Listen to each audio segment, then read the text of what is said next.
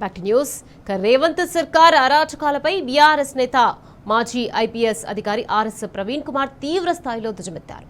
అభూత కల్పనలు, అసత్య ప్రచారాలు చేసిన మహాన్యూస్ ఛానల్పై చర్యలు లేవని ప్రశ్నించారు. తనను, తన కుటుంబ సభ్యులను మహాన్యూస్ ఛానల్ పబ్లిక్గా అవమానించిందని చెప్పారు. తాను కేసు పెట్టి 75 రోజులవుతున్నా ఎఫ్ఐఆర్ ఎందుకు ఫైల్ చేయలేదని నిలదీశారు.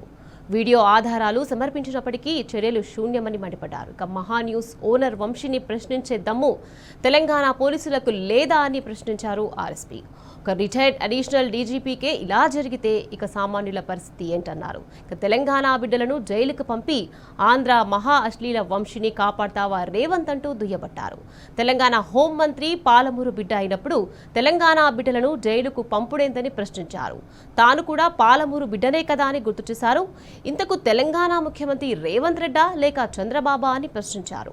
పోలీసులకు ఎవరి నుంచి ఆదేశాలు వస్తున్నాయో చెప్పాలని సిపి సుజనార్ను ప్రశ్నిస్తూ ఎక్స్లో పోస్ట్ చేశారు ఆర్ఎస్పీ.